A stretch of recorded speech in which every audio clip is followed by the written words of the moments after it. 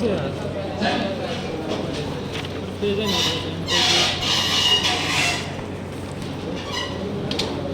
आज का टॉपिक हमारा रहेगा कोलॉइडल डिस्पर्जन। कोलॉइडल डिस्पर्जन तू बता रहा तू लिखो थोड़ा सा रखा होगा जैसे ये एक नहीं आया मैं कौन सा वाला? रोटेटिंग सिलेंडर रोटेटिंग बॉक्स के आगे फॉर्मुलेशन होते हैं। ये चकिए क्या होंगे? हाँ, 1 2 3 4 5 6 7 8 8 पेज, 4 पेज छोड़ दिया, 2 पेज छोड़ दिया, थोड़ा यहाँ तक छोड़ दिया, यहाँ अब यहाँ से फिर छोड़ खड़ा वाला क्या करवा लास्ट क्लास में हम नहीं आ रहे हैं। का particle size less than 1 nanometre का होता है।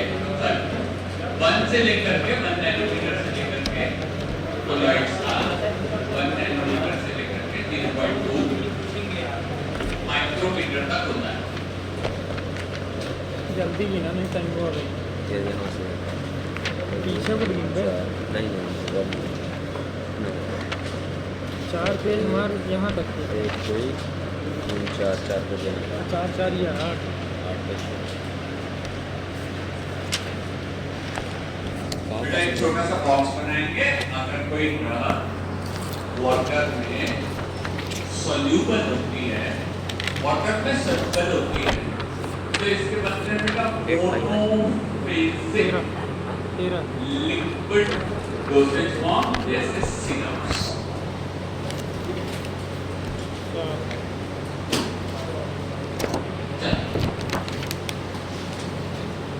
बहुत सारी ड्रग्स मार्केट में हैं। इन ड्रग्स में से वाटर में सॉल्युबिलिटी कुछ ड्रग्स की होती है, कुछ की नहीं भी होती।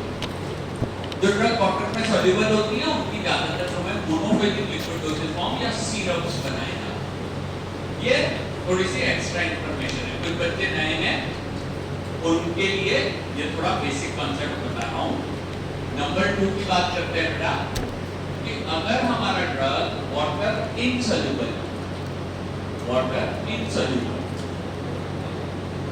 तो ज्यादातर समय इनके बाइफेजिक लिक्विड डोसेज फॉर्म बनते हैं, जैसे सस्पेंशन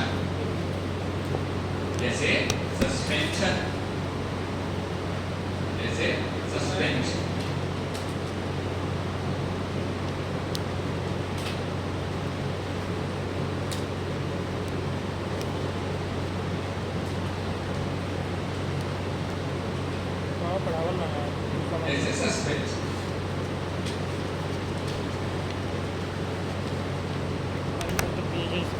ओके, केवल जूनियर क्लास के बच्चों का आंसर देना बेटा कि हमारी बोन्स को स्ट्रॉन्ग बनाने के लिए एक दवाई दी जाती है। कौन सी? कैल्शियम। ठीक है, वैसे सबसे सही रहेगी कैल्शियम। ठीक है, विटामिन डी भी जरूरी है, लेकिन कैल्शियम सबसे कॉमन ड्रग है जो बोन्स को स्ट्रॉन्ग बनाती है।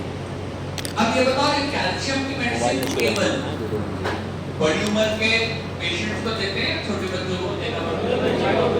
छोटे बच्चों को भी देना पड़ता है, बड़ी उम्र के पेशेंट्स को भी देते हैं। बड़ी उम्र के पेशेंट्स कैल्शियम की टैबलेट खा सकते हैं। क्या छोटे बच्चे टैबलेट खा सकते हैं? छोटे बच्चे टैबलेट नहीं खा सकते, तो उनके लिए बनाने पड़ते हैं लिक्विड डोसेज फॉर्म। ठीक है, कौन सा लिक्विड होगा ये 2-3 मिनट के बाद चर्चा करते हैं, लेकिन लिक्विड डोसेज फॉर्म बनाए जाते हैं कैल्शियम के। केवल जूनियर बैच के बच्चे आंसर देंगे कि जो कैल्शियम नाम का मेडिसिन है ये वाटर में सॉल्यूबल है या इनसॉल्यूबल? कैल्शियम बिल्कुल सही, बहुत अच्छी बात है। जिन बच्चों को नहीं पता वो अपनी कॉपी में छोटे से लेवल में लिख लेंगे, क्योंकि मैंने आपको एग्जांपल के सहित बताया था। नए बच्चे प्लीज ध्यान दीजिए कि हमारे शरीर में 70% पानी है। ठीक है, और अगर कैल्शियम नाम का मटेरियल पानी में सॉल्यूबल हो जाता तो हमारी सारी बोन्स क्या हो जाती? अभी तक पिघल चुकी होती, सॉल्यूबलाइज हो चुकी होती। ठीक है, तो ये कैल्शियम है बेसिकली इनसॉल्यूबल नेचर का रहता है, आसानी से घुलता नहीं है, डिसॉल्व नहीं होता। ठीक है, बोर्ड पे देख लेंगे बेटा। हमारे आज के टॉपिक का नाम क्या है बताइए? ठीक है, ये कोलॉइडल डिस्पर्जन के अंदर ये लिक्विड फॉर्मुलेशन होते हैं और इसमें डिस्पर्स्ड फेज, फैले हुए फेज का साइज कितना होता है? 1 नैनोमीटर से लेकर के 0.2। ये क्या लिखा है? करेक्ट, एकदम ठीक बात है। ठीक है, हमारा आज का टॉपिक ये है, लेकिन छोटा सा बेसिक कॉन्सेप्ट बताने के लिए ये बॉक्स बनाया। इस बॉक्स में ये समझ में आता है कि जो चीजें पानी में घुल जाती है उनके बनते हैं मोनोफेजिक लिक्विड डोसेज फॉर्म, जैसे होता विटामिन बी कॉम्प्लेक्स की सिरप। ठीक है, मल्टी विटामिन की आती है सिरप क्योंकि वो वाटर में सॉल्युबल, लेकिन कैल्शियम जो पानी में इनसॉल्युबल है उसके क्या बनते हैं? देखो, सामान्य भाषा में हर कोई बोलता है भैया कि आप मेडिकल स्टोर पर गए तो बोलते हैं कि सिरप दे दो, कैल्शियम का सिरप दे दो। हाँ, सामान्य लोग अगर इस प्रकार का वर्ड यूज करें तो कोई दिक्कत नहीं, लेकिन हम फार्मासिस्ट को पता होता है कि what is the difference between syrup, suspension, emulsion and ठीक है। ये कोलॉइड जो होते हैं ना, ये कोलॉइड मोस्टली पॉलीमरिक मटेरियल के होते हैं। पॉलीमेरिक मटेरियल इसके एग्जांपल में आते हैं, कोलॉइड्स पॉलीमेरिक मटेरियल में आते हैं। पॉलीमेरिक मटेरियल के एग्जांपल में हम बात कर सकते हैं स्टार्च की, हम बात करते हैं स्टार्च की। स्टार्च, ये स्टार्च आटे में, गेहूं में, चावल में और साथ में हमारे आलू पे भी प्रेजेंट होता है। ठीक है, तो आपसे एक छोटा सा क्वेश्चन है, जूनियर बच्चे आंसर देंगे कि फार्मेसी में स्टार्च का उपयोग या यूज क्या है? वेरी गुड, टैबलेट को बाइंड करने के काम में आता है। जो भी हम टैबलेट बनाते हैं उसके अंदर हमारे को बाइंडर के तौर पे क्या डालना होता है? स्टार्च। और जब इसका पेस्ट बनाते हैं ना तो वो कोलॉइडल नेचर की प्रॉपर्टीज प्रेजेंट करता है। ठीक है, यहाँ पे स्टार्च के अलावा प्रोटीन्स भी आ जाते हैं, प्रोटीन्स भी आ जाते हैं। जैसे एग्जांपल के तौर पर सुनना बेटा, casein protein, casein protein. Protein के अलग अलग नाम है। ठीक है, कोई ये बता सकता है कि बेटा एग में प्रेजेंट होने वाले प्रोटीन का नाम कौन सा? वेरी गुड, कॉन्फिडेंस बढ़ाओ, एल्बुमिन। ठीक है, वो एग में प्रेजेंट होता है और ये क्या होता है? कैसीन। मिल्क के प्रोटीन को क्या कहा जाता है? केसीन। और ये मिल्क यहाँ देखना किस कैटेगरी का प्रोडक्ट है? ठीक है, कोलॉइडल डिस्पर्जन नेचर के होते हैं हमारे प्रोटीन। अपन आगे चलते हैं। आज की क्लास में हम लोगों को कोलॉइड्स के टाइप्स हैं। ठीक है, कोलॉइड्स का बेसिक इंफॉर्मेशन यहाँ हो गया। अब अपना अगला छोटा सा टॉपिक होगा types of colloidal dispersion. Types of colloidal dispersion, types of colloidal dispersion. Types of colloidal dispersion ये तीन प्रकार के होते हैं। नंबर 1 2 3 तीनों प्रकार आज हम देख करके फटाफट आगे बढ़ेंगे। सबसे पहले नंबर पे क्या लिखने होते हैं हमको, जिनको कहा जाता है lyophilic colloid, lyophilic colloids. Number 2 को कहा जाता है लायोफोबिक कोलॉइड्स और नंबर 3 को कहते हैं एसोसिएशन कोलॉइड्स, एसोसिएशन कोलॉइड्स। तीन प्रकार के कोलॉइड्स होते हैं, lyophilic, lyophobic and association colloids. ठीक है, जैसे हम जानते हैं कई सारी चीजों को एक से अधिक नाम से जाना जाता है, उसी प्रकार हम यहाँ पे इन दोनों चीजों के शुरुआत की इन चीजों के और एक एक नाम लेते हैं। इनको कहा जाता है क्या? ये कहलाते हैं हमारे सॉल्वेंट लविंग। वेरी गुड, ठीक बात है, सॉल्वेंट लविंग कहलाते हैं और ये कहलाएंगे सॉल्वेंट हेटिंग। बिल्कुल ठीक। तीसरा नाम थोड़ा सा कंफ्यूजिंग है, इसीलिए यहाँ पे इसको कहलाते हैं हाइड्रोफिलिक कोलॉइड्स और ये कहलाएंगे hydrophobic colloids. Hydrophobic, very good, बिल्कुल बढ़िया, बहुत सही। अब इसमें क्वेश्चन कैसे कैसे आएंगे मैं थोड़ी देर से आपको बता दूंगा, लेकिन ध्यान से देखिएगा बेटा। एक वर्ड लिख लेना कि लिपोफिलिक और लायोफिलिक दोनों अलग अलग, ठीक है। लायो का मतलब होता है सॉल्वेंट लविंग और लिपो का मतलब होता है लिपिड लविंग। इसका मतलब होता है लिपिड लविंग, ठीक है। ये कहलाते हैं सॉल्वेंट लविंग और ये कहलाते हैं लिपिड लविंग मटेरियल। तो दोनों प्रकार के अलग अलग मटेरियल होते हैं, इनके अंदर हमें थोड़े थोड़े से क्लासिफिकेशंस देखने होंगे। टाइप्स तीन प्रकार के हैं, बोलिए। पहला कौन सा? लायोफिलिक, दूसरा तीसरा, ठीक बात है। इन तीनों में से पहले हम इन दो को पढ़ेंगे और कुछ ही देर के बाद एसोसिएशन कोलॉइड्स को पढ़ेंगे, ठीक है। तो इसको नीचे वाले को थोड़ा रब करते हैं। हमारे पास दो जगह है, एक में लायोफिलिक कोलॉइड्स और दूसरे में lyophobic colloids. Lyophilic colloids and lyophobic colloids. बेटा मेरे पास बड़ा सा बोर्ड है, इस बोर्ड को मैं दो हिस्सों में कन्वर्ट कर रहा हूं जिससे कि दोनों चीजों के डिफरेंस आजू बाजू में लिखे जा सके, ठीक है। सबसे पहले नंबर पे यहां वाले को नंबर 1 फिर से बता देंगे कौन सा है, लायोफिलिक, ठीक है, मतलब सॉल्वेंट लविंग। नंबर 2 यहां पे लिख देते हैं कौन सा होगा ये, लायोफोबिक। हिंदी मीडियम के बच्चे थोड़ा समझ लीजिए, फिलिक यानी फील करने वाला, अपने आप को लव करने वाला, ठीक है। ये किसको लव कर रहा है, सॉल्वेंट। और फोबिक, फोबिया यानी हेट करने वाला, उससे डरने वाला, ठीक है। हाँ, हमें पता है बहुत सारे कॉलेजेस के अलग अलग स्टूडेंट्स पढ़ने आते हैं, कुछ एकदम बेसिक हिंदी मीडियम के होते हैं, तो आप बिल्कुल घबराओ मत बेटा। आपकी कॉपी में आप जैसे चाहे वैसे लिखो, ठीक है। ये कॉपी कोई दिक्कत नहीं आने वाला है, आपको बस यहाँ सीखने के लिए आ रहे हो तो सीख करके जाना है, हिंदी इंग्लिश लैंग्वेज मैटर नहीं करना, ठीक है। आगे चलते हैं, lyophilic and lyophobic colloids. Number 1, ये एग्जांपल सबसे पहले हम बात करते हैं। Lyophilic colloids mostly organic materials के बने,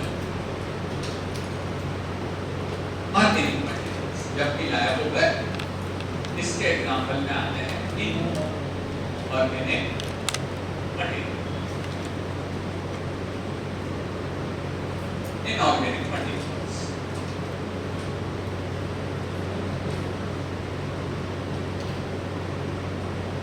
ऑर्गेनिक एंड इनऑर्गेनिक मटेरियल। वैसे क्वेश्चन बहुत आसान है, प्रांशु हाँ थोड़ा सा बता दें, बैठ के बात कर, और ये बता दें ऑर्गेनिक मटेरियल। वेरी गुड, 100% सही है। जिसमें कार्बन प्रेजेंट होता है वो सब क्या कहलाते हैं, ऑर्गेनिक। और जिसमें कार्बन नहीं होता, बिल्कुल एकदम परफेक्ट। ध्यान से सुनिएगा बेटा, एक मटेरियल बोलता हूं ग्लूकोज, क्या फॉर्मूला, C6H12O6, दोनों से किस कैटेगरी में है, बिल्कुल करेक्ट है। अब चेंज हो रहा है क्वेश्चन, ग्लूकोज के पॉलीमर क्या कहलाते हैं, ग्लूकोज के पॉलीमर क्या कहलाते हैं। देखो पेज पलटो, कल की क्लास में लिखवाया है, पिछली क्लास में लिखवाया सर, हमको आए नहीं, क्या हमारी पहली क्लास होगा, अगली क्लास से आप लोगों को ये सब चीजें करनी होगी। करेक्ट बेटा, आपका आंसर सही है। इसे कहते हैं स्टार्च, ठीक है। ग्लूकोज के पॉलीमर क्या कहलाते हैं, स्टार्च, स्टार्च, ठीक है। जब हम पिछली बार पढ़ रहे थे ना, ये हमारे स्टार्च, टेंशन मत लीजिए, जिन बच्चों ने नहीं पढ़ा उनको हर एक चीज जीरो से पढ़ाई जाएगी। यहाँ हर चीज को करीब 10-12-15 बार पढ़ाया जाता है। तो जिन बच्चों के लिए ये पहली बार है वो चाहे तो अपनी कॉपी में थोड़ा सा लिख सकते हैं कि ग्लूकोज के पॉलीमर स्टार्च करना। जब हम आलू खाते हैं, आलू का पैटिस खाते हैं, आलू का समोसा खाते हैं, तो हमारे शरीर में स्टार्च जाता है जो हमें ग्लूकोज नाम के मॉलिक्यूल देता है, एनर्जी।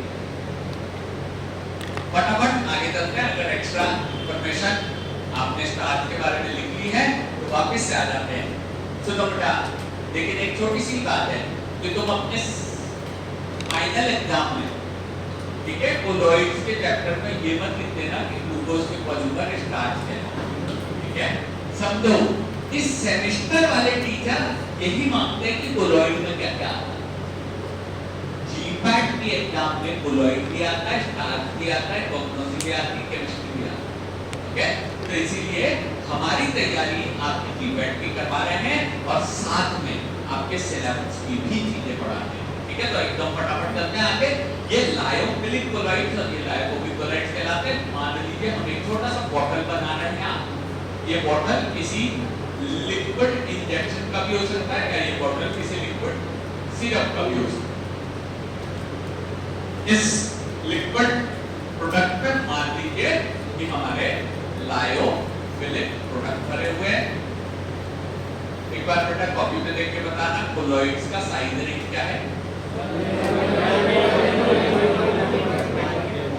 वेरी गुड बेटा। एक बात है, पिछली बार एक बच्चा मेरे पास आया, बोले कि सर कौन से बुक से पढ़ा रहे हो ये बता दो थोड़ा सा।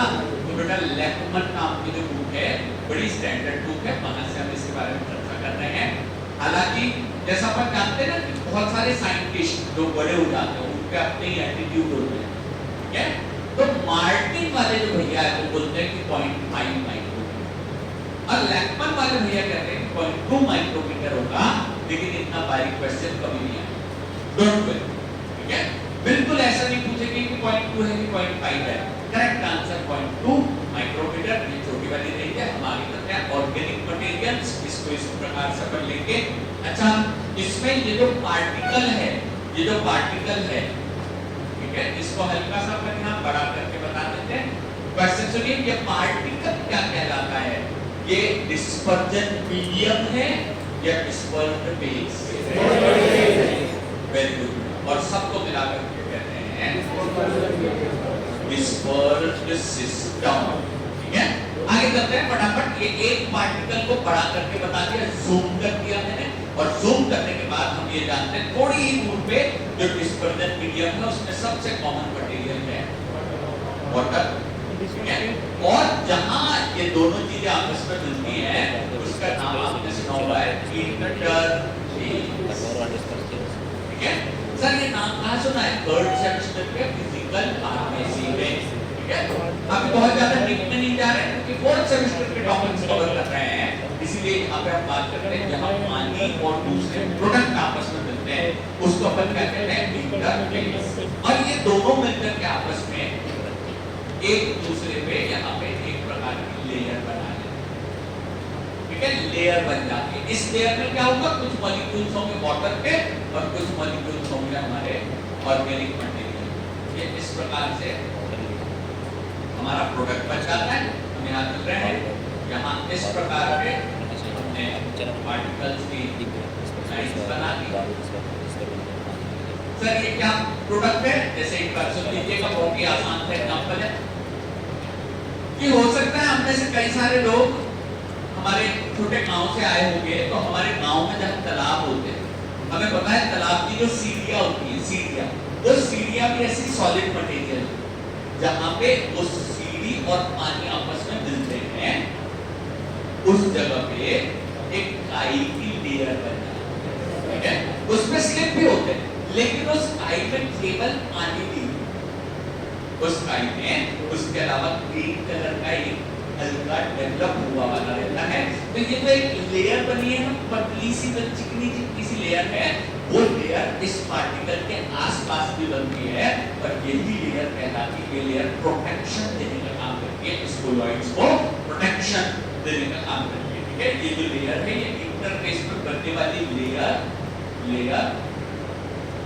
ये प्रोटेक्शन देने का काम करती है। प्रोटेक्शन, ये प्रोटेक्शन देने का काम करती है। सर किससे प्रोटेक्शन? 2 मिनट से बताऊंगा कि ये पार्टिकल्स आपस में जुड़ ना जाएं, ये पार्टिकल्स आपस में टकरा ना जाएं, इसके लिए ये लेयर एक बैरियर की तरीके से काम होती है और ये प्रिवेंट करने का काम। ठीक है, आगे चल रहे हैं। ये इनऑर्गेनिक मटेरियल के अंदर इस प्रकार की लेयर बनती है। ऑर्गेनिक मटेरियल के अंदर इस प्रकार की लेयर बनती है। फिर से एग्जांपल में हम यहाँ पे लिखना चाहेंगे ऑर्गेनिक मटेरियल में अभी हमने बात करी थी example starch. Example starch.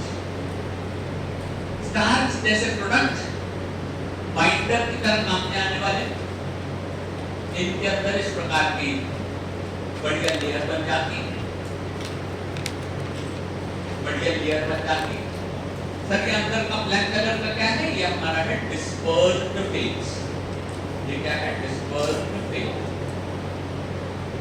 Dispersed. Sir blue colour का क्या है? वाटर, जिसे कहते हैं dispersion medium.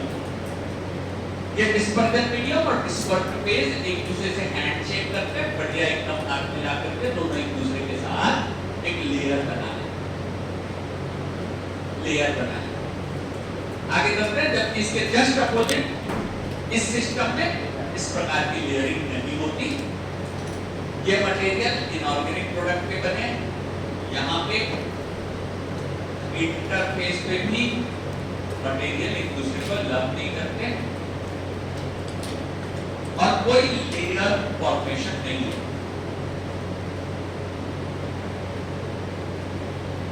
No layer formation.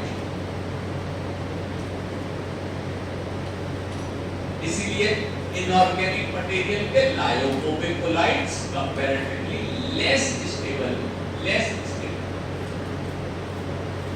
ये लेस स्टेबल होते हैं, जल्दी खराब हो जाते, कोई लेयर नहीं बनती। ये दोनों के बीच में एक लाइन चल रही है, ये अलग है, ये अलग है। यहाँ पे इनऑर्गेनिक प्रोडक्ट का एग्जाम्पल लिखना है। वैसे तो इनऑर्गेनिक के नाम से समझ में आ गया किस प्रकार पर नहीं होते। इनऑर्गेनिक प्रोडक्ट के एग्जाम्पल में आता है हमारा, जिसे कहते हैं एयू, ठीक है, गोल्ड, ठीक है, silver, copper, silica. Gold, silver, copper, silica और भी प्रोडक्ट होते हैं, लेकिन बेसिकली ये इनऑर्गेनिक कंपोनेंट्स ज्यादा से ज्यादा काम में आते हैं।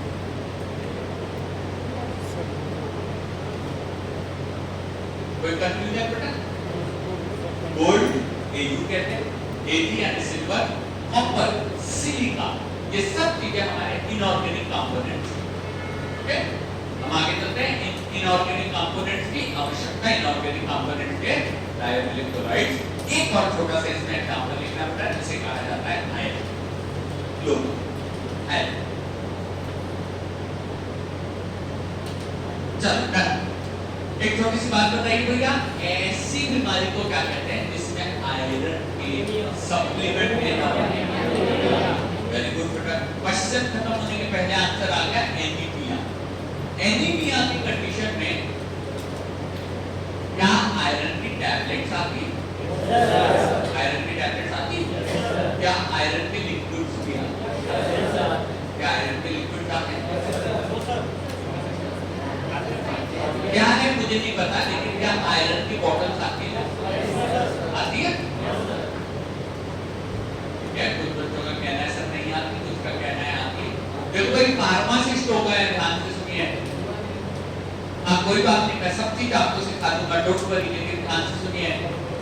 जब हम फार्मासिस्ट हो गए ना, और फार्मेसी जैसे ही हमने कोर्स लिया, आस पास के रिश्तेदारों के बात चली गई और मोहल्ले में भी सब जगह पता चल गया, क्योंकि ये जो है ये फार्मेसी का कोर्स कर रहे हैं।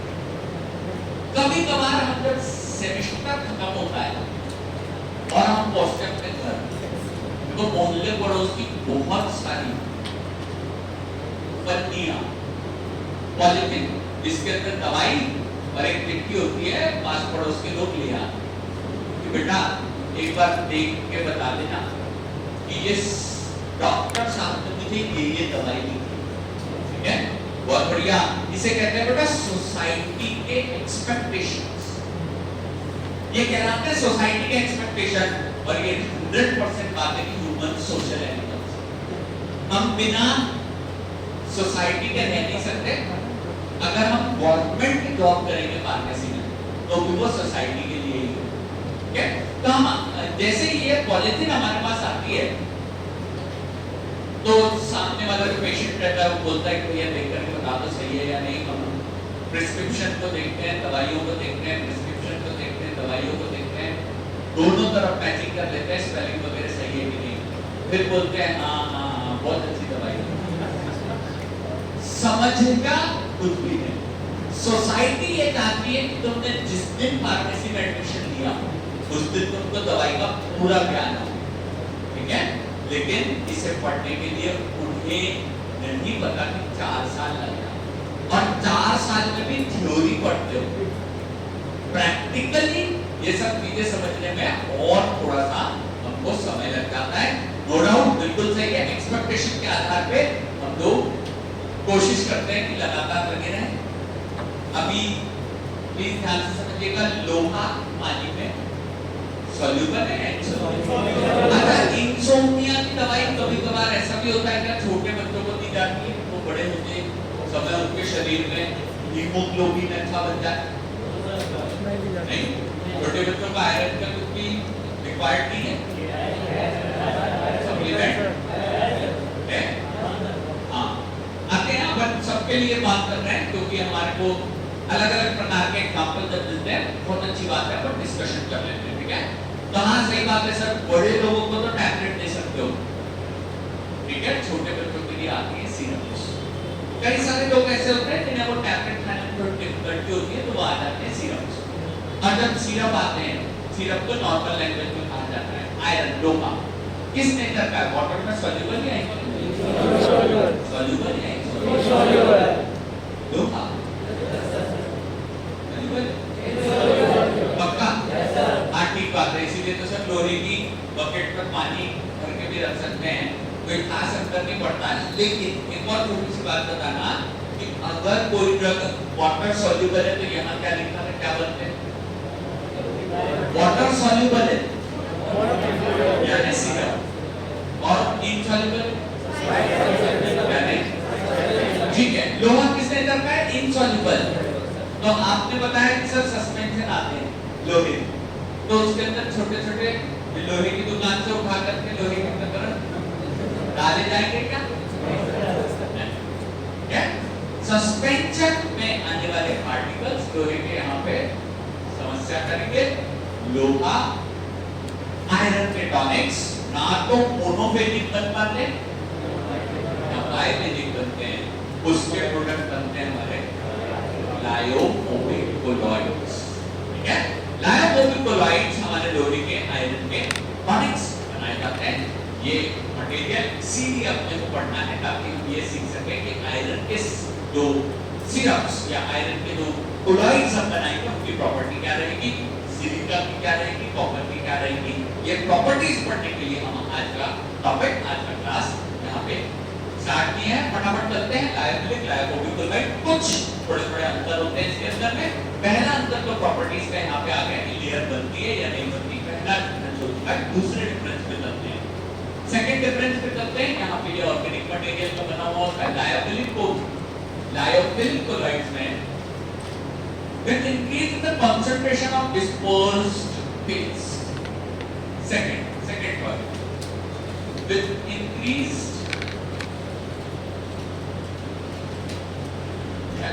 in concentration of dispersed phase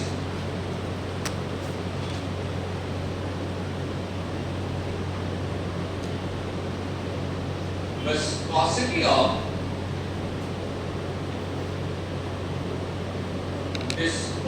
this system increases.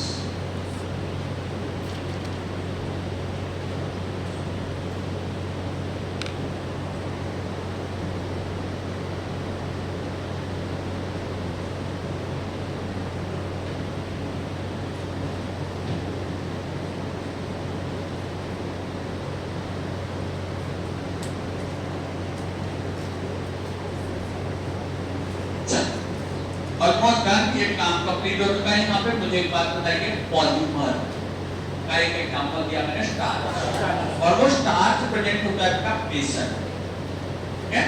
बेसन में वो स्टार्च प्रेजेंट होता है। हम बेसन को घोलते किस चीज में? पानी में। तो पानी क्या हुआ, डिस्पर्जन फेज या डिस्पर्जन मीडियम? ठीक, और बेसन, और दोनों का mixture disperse system, very correct. अगर हम उस पानी के अंदर 1 चम्मच की जगह 3, 4, 5 चम्मच बेसन डाल दें तो उसकी विस्कोसिटी बढ़ जाती है। बिल्कुल सही बात है।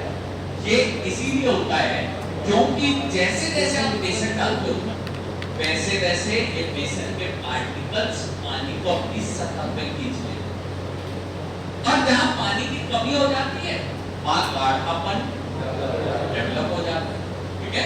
यही क्वेश्चन सर दीपट में कैसे आते हैं, लाइन लिखी रहती है, क्वेश्चन सुनना ध्यान दें। Which of the following colloid shows increase in viscosity on addition of higher concentration of dispersed system?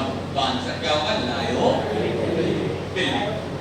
ओबिक नहीं बेटा, लायोफिलिक। बेसन के जो पार्टिकल्स हैं ये स्टार्च या ऑर्गेनिक मटेरियल के बने हैं, और जैसे जैसे बेसन की मात्रा बढ़ाई जाती है वैसे वैसे इसकी विस्कोसिटी बढ़ते चली जाती है। हम यहाँ पे सेकंड पॉइंट लायोफिलिक को कंपेयर कर रहे हैं। No effect on viscosity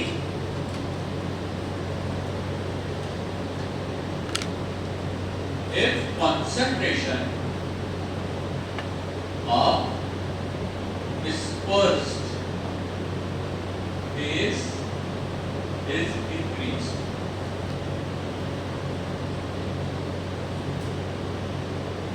No effect on the concentration. यहाँ पे concentration का गाढ़ेपन या विस्कोसिटी से कोई इफेक्ट नहीं पड़ता, ठीक है? एक बार इसको जल्दी से समझा देता हूँ, केवल 1 मिनट के लिए कॉपी पेन नीचे रखिएगा, और ये पढ़ना लायोफोबिक में सबसे पहले पॉइंट का एग्जांपल नंबर 1 क्या है? पढ़ के बता दो। गोल्ड, जिन्हें नहीं पता वो हिंदी में इंग्लिश में कैसे में भी गोल्ड आराम से गोल्ड सोना लिख सकते हैं, समस्या नहीं है। प्लीज बात सुनिए बेटा, जब हमारे घरों में पुरानी लेडीज, मतलब मान लीजिए हमारी दादी नानी बात करती है तो वो कई बार बोलती है कुछ गहने हैं, वो पता चला कि वो ओरिजिनल नहीं है और उनपे केवल सोने का, ये वर्ड सबने सुना है कि घर पे सोने का पानी चढ़ा हुआ, लेकिन आप सभी जानते हैं गोल्ड एक पूरे तरीके से इनर्ट मटेरियल, सोना कभी पानी में घुल नहीं सकता, ठीक है? अगर घुलता तो हम जितनी बार नहाते उतनी बार सोना घुल जाता, ठीक है? क्या मोटी हमारी पता चला चावल दाल हो रही है और पूरी अंगूठी उसके अंदर घुल गई। गोल्ड इज इनर्ट मेटल, बिल्कुल इनर्ट है। गोल्ड किसी चीज से रिएक्शन नहीं करता, उसके रिएक्शन के लिए तो वो अम्लराज, एक्वा रेजिया का उपयोग करना पड़ता है, हालांकि वो यहाँ पे बहुत कॉमन नहीं है। इसीलिए गोल्ड बेटा बिल्कुल भी सॉल्युबल नहीं होता, फिर भी उसका पानी कैसे बनता है, तो वो जो पानी बनाने की टेक्निक है वो वहां पे लिखी हुई है, कौन सा, लायोफोबिक कोलॉइड्स, उसके जो बनाए जाते हैं तो लायोफोबिक कोलॉइड होते हैं, और ये गोल्ड सोल कहा जाता है उसको। वो सबसे इंपॉर्टेंट क्वेश्चन है हमारे यूनिवर्सिटी का भी और जीपैट का भी, तो थोड़ी देर के बाद में आएगा, आगे पर फटाफट चलते हैं। इसी प्रकार दूसरे नंबर पे एग्जांपल क्या लिखा है, एयू के बाद सिल्वर, उसके भी पानी बनाए जा सकते हैं। चांदी की पानी में कोई खास गुणती नहीं है, लेकिन उसके भी इसी प्रकार के सोल बनाए जा सकते हैं। तीसरे नंबर पे क्या लिखा है, कॉपर, ठीक है? कॉपर, वैसे बेटा कॉपर के अलग से कोई हमारे प्रोडक्ट्स नहीं आते, लेकिन बोर्ड पे देखिएगा एक बार ये जो कॉपर है, क्या आपने सुना हुआ है कभी कि हमारे घर में कहते हैं कि सुबह सुबह अगर किसी को पानी पीना हो तो कौन से कंटेनर में रख के तांबे के कंटेनर में रख के? ये जो तांबा कॉपर है ना, ये हमारे शरीर के लिए बहुत कम मात्रा में आवश्यक है, उतना कि रात भर तांबे के बर्तन में रख करके उतनी मात्रा का कॉपर उसके अंदर आ जाता है कि उसको पीने से हमारे शरीर की रिक्वायरमेंट कंप्लीट हो जाती है। इसलिए कॉपर के कंटेनर में हमारे को ये पीने के लिए कहा है, ठीक ठीक है, हम इसके एक दो एग्जांपल भी बताऊंगा। इसका बहुत इंपॉर्टेंट एक बायोकेमिस्ट्री सॉरी अपने माइक्रोबायोलॉजी का एक कांसेप्ट आएगा, उसको कुछ समय के बाद अपन पढ़ेंगे। लेकिन अभी अपन यहाँ बात कर रहे हैं कॉपर की आवश्यकता पड़ती है और लास्ट में देख इसके बाद देखना सिलिका, ठीक है, सिलिका। तो हम ये इधर सब स्क्रीन पे आप अपना नाम बताएंगे। हाँ, अनिकेत कॉलेज कौन सा? मित्तल। और सेमेस्टर? फोर्थ सेमेस्टर ना। तो अनिकेत कभी ये नाम सुना है क्या, सिलिका? तो क्या होती है इसका कुछ आइडिया? ये नहीं पता, ठीक है। सिलिका का मतलब होता है मिट्टी, ठीक है। सिलिका का मतलब होता है मिट्टी, सिलिका का मतलब होता है मिट्टी। और सुनिएगा ध्यान से बेटा, बारिश के दिनों में जब हमारे इंडिया में मानसून आता है तो हमारे खेतों में बारिश पड़ती है, वो खेत की मिट्टी को घोलते हुए लेकर के आगे चलेगा, ठीक है। उससे जो मटमैला पानी बनता है वो एक प्रकार का क्या है, लायोफोबिक कोलॉइड, ठीक है। और वो जो पानी है जब डैम में जमा होगा तो बारिश के समय डैम का पानी हल्का मटमैला दिखाई देता है और कुछ समय के बाद वो मिट्टी नीचे बैठ जाती है और पानी का कलर नीला होते चला जाता है, ठीक है। वो नीला होना भी कोलॉइड्स के कारण ही है, कैसे होता है थोड़ी देर के बाद बताता हूँ। लेकिन वो मिट्टी जो है वो किस प्रकार का कोलॉइड है, लायोफिलिक या लायोफोबिक? लायोफोबिक। वो इनऑर्गेनिक तरीके का मटेरियल है। और सबसे आखिरी में क्या लिखा हुआ है, उसके टॉनिक की बात अपन कर चुके हैं। आगे चलते हैं बेटा, यहाँ पे अपन बात कर रहे थे कि हम जितनी भी मात्रा में यहाँ पे अगर मिट्टी खोलते चले जाएं, पानी कभी गाढ़ा नहीं होगा, ठीक है। ये बात अलग है कि मिट्टी में पानी डालेंगे तो वो गाढ़ापन उसके अंदर आता चला जाता है, लेकिन यहाँ पे कोई विस्कोसिटी इस प्रकार से नहीं होती ना। आगे चलेंगे, पॉइंट नंबर 3 पे चल रहे हैं। पहले पॉइंट पे हमने देखा लेयर बनती है, दूसरे पॉइंट पे हमने देखा यहाँ पे विस्कोसिटी पे असर पड़ जाता है, ठीक है। तीसरे नंबर की बात करते हैं, पॉइंट नंबर 3 लायोफिलिक कोलॉइड्स में। पॉइंट नंबर 3,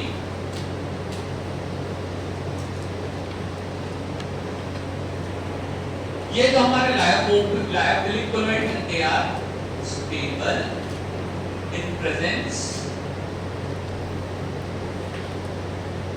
ऑफ salts या इलेक्ट्रोलाइट, salts और electrolytes.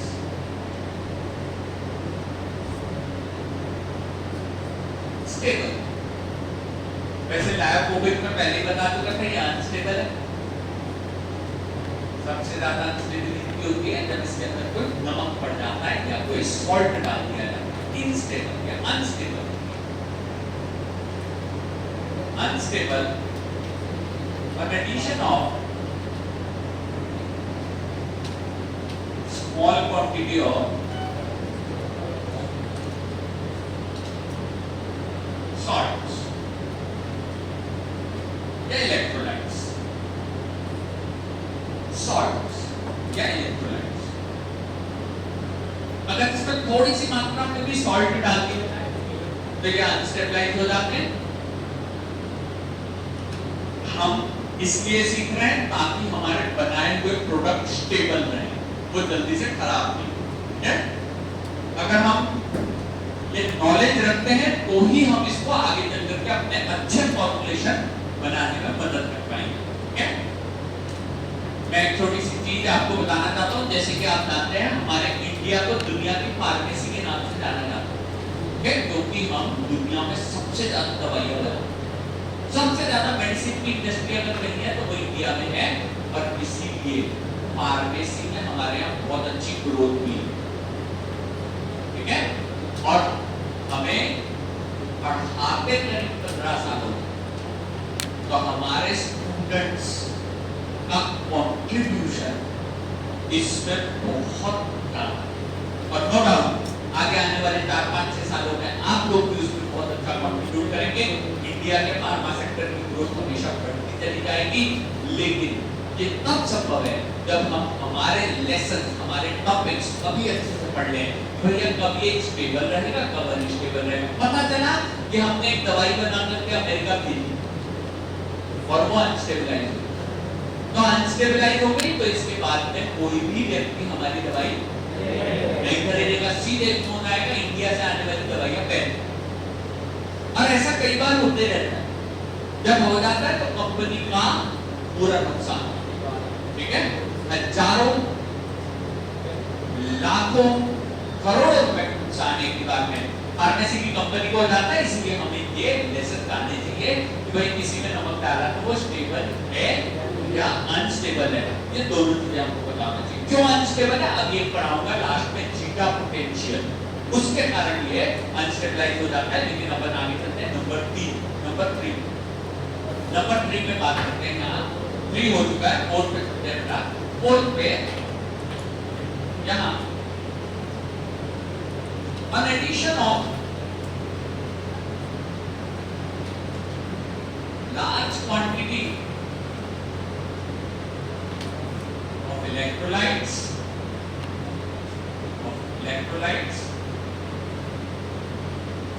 salting out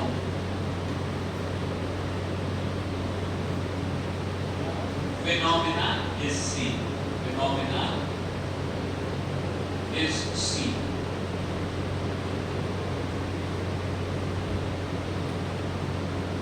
Salting out phenomena is seen.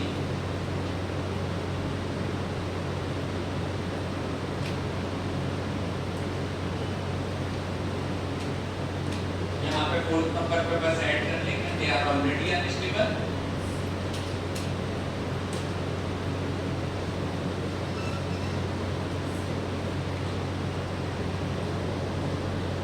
ये पहले से अनस्टेबल होते हैं। एक 5वां पॉइंट लिख लो, फिर 3, 4 और 5 तीनों को एक साथ समझा देता हूं। 5वां पॉइंट एक और लिख लेना अपना, 5th point on addition of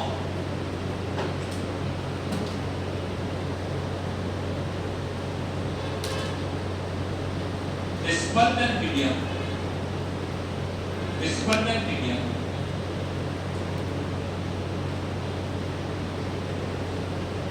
redispersion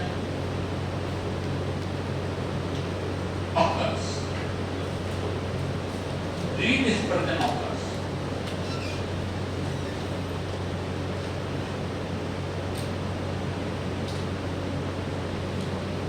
No redispersion.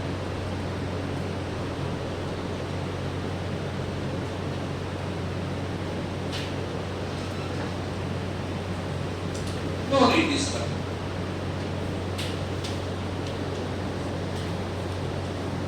चलिए ओके, एक बात मुझे बता दीजिए कि भैया इंटरेस्टिंग क्वेश्चन है। मेरा ख्याल 2 या 3 ही ऐसे स्टूडेंट है जिन्होंने पिछली क्लास नहीं ली थी, बाकी सब लोग जानते हैं। एक बात बता दो, मिल्क किस प्रकार के डिस्पर्जन में आता है, मॉलिक्यूलर, कोलॉइडल या डोज? वेरी गुड, बहुत बढ़िया है। क्वेश्चन चेंज कर रहा हूँ, ब्लड किस कैटेगरी में आता है? ब्लड किस कैटेगरी में आता है? सर हमें नहीं पता सर, हम तो बढ़िया कूलर की हवा खाने आए हैं सर, रूम पे बड़ी गर्मी होती है सर, यहाँ बहुत अच्छा सा माहौल लगता है, ठीक है? हाँ सर वो तीनों का एग्जांपल है। वेरी गुड, ठीक बात है। कुछ बच्चों ने बोल दिया था, बट वी आर एक्सपेक्टिंग कि जब क्लास में अटेंड करी हुई है तो सबको आना चाहिए। एक्सपेक्ट ये है, एक आध तो बच्चों की फर्स्ट रैंक भी आ रही, तो उससे क्या फर्क पड़ता है? हम तो ये चाहते हैं हर बच्चे का भविष्य अच्छा हो, हम तो ये चाहते हैं हर बच्चे का जीवन हो, हम ये चाहते हैं हर बच्चा टीआई बने, हर बच्चे का गवर्नमेंट फार्मासिस्ट हो, ठीक है? इसीलिए थोड़ा सा यहाँ पे रिस्पॉन्स देना आवश्यक है। ओके, चलो फटाफट मुझे एक बात बता दीजिए कि जब हम कभी मिल्क में 1 चम्मच नमक डाल दें तो क्या हो जाता है? अगर मिल्क में, दूध में नमक डाल दिया है तो क्या हो जाता है? हाँ, दिस इज कॉल्ड एज, ये क्या हो जाता है? Unstable in presence of small quantity of the salt. उसमें थोड़ा सा भी नमक डाल दो तो वो फट जाता है। लेकिन क्या उसमें वापस पानी बढ़ाने पे वो मिल्क वापस नहीं बन जाता, नहीं बनता, ठीक है। लेकिन अभी हम यहाँ पे डिस्कशन करेंगे बेटा, बेसन पानी में घुल चुके हैं, उसमें नमक डालने पे क्या फट जाता? This one is stable in presence of salt, इसमें नमक डालने का कोई फर्क नहीं पड़ता। लेकिन एक और चौथे नंबर का एक पॉइंट लिखा है, ध्यान से सुनिएगा। बहुत ही अच्छी बात यह है, इंटरेस्ट की बात यह है कि जिस दिन हमने क्लास 11 12 में साइंस लिया तो हम साइंटिस्ट बने, ठीक है। और जिस दिन फार्मेसी लिया नहीं, फार्मास्यूटिकल साइंटिस्ट बहुत बड़ी पोस्ट है, ठीक है, दवाइयां बनाने वाले सब फार्मास्यूटिकल साइंटिस्ट। और साइंस के बच्चों में क्या रहता है, उसको भी करने की ऐसी अलग से बोले, सर तुमने इतना डाला ना, भाई तूने कितना डाला, मैं उससे डबल डाल देता, ठीक है। कैसे लैब में इतनी सारी लाइन लगती ना वेइंग में, तो 2-4-5 पीछे जरूर खड़े रहते, बाकी सबका छोड़ो, हमारा काम जल्दी होना चाहिए, इतनी लंबी लाइन को कौन लगेगा, ठीक है। सो ये जो साइंटिस्ट तरीके के बच्चे होते हैं ना, ये कई बार बहुत बढ़िया एक्सपेरिमेंट करते हैं। सर लाओ, उसमें हम बहुत सारा नमक डालते थे, ठीक है, कि सर 1 चम्मच पक्का होता तो 10 चम्मच डालते थे। जब large quantity of the salt आ जाता ना, तो वो कोलॉइड हल्का सा प्रेसिपिटेट होता है और सेपरेट आउट हो जाता। क्या डालने से सेपरेट हुआ? सॉल्ट। तो सॉल्ट डालने पे किसी मीडियम का बाहर आ जाना क्या कहलाता है? सॉल्टिंग आउट फिनोमेनन, ठीक है। जैसे सुनो, हमारे भोपाल का एक बहुत ही फेमस सोडा शॉप, ठीक है, उसमें वो लोग हमेशा नमक डाल के जमा देते, ठीक है, सोडा बना देते हैं। आई एम नॉट श्योर आप लोग भोपाल में कितने समझ रहे हैं, लेकिन ये सोडा शॉप वाले भैया के पास जाओ ना, तो वो उसको कुछ ऐसा नमक सा डाल के दे देते हैं लास्ट में, जिससे अचानक से पूरा के पूरा जो सोडा कार्बन डाइऑक्साइड है वो अचानक बाहर निकलता है। और इसी फिनोमेना को कहते हैं सॉल्टिंग आउट। सॉल्ट डालने से बाहर निकलता। ऐसा क्यों होता है, इसका अपन एक छोटा सा डायग्राम बनाते हैं, और डायग्राम से ज्यादा मैं उसमें एक छोटा सा स्टेटमेंट लिख दूंगा कि ऐसा क्यों होता है, ठीक है। अभी अपन क्या बात कर रहे थे, यहाँ पर कुछ साइंटिस्ट जैसे बच्चों ने नमक की मात्रा अधिक बढ़ा दी। अब देखिएगा, वापस से अपन एक छोटा सा बीकर यहाँ बनाते हैं। इस बीकर के अंदर हमारे ये ब्लैक कलर के पार्टिकल्स हैं, जो डिस्पर्स्ड फेस के पार्टिकल, ये हम बात कर रहे हैं लायोफिलिक की। सही या गलत बताना, स्पेस सॉल्वेंट की कोई लेयर नहीं होगी। गुड मॉर्निंग, कूलर का तापमान बहुत अच्छा हो गया, ठीक है, कोई समस्या नहीं। लेकिन हाँ, मैंने क्वेश्चन का आंसर गलत बोला बेटा, मेरी इस बात का जरूर से ध्यान रखिएगा कि हर एग्जामिनेशन में जीपैट हो, टीआई हो, गवर्नमेंट हो, कोई सी कॉम्पिटिटिव एग्जामिनेशन में कितना ऑप्शन था?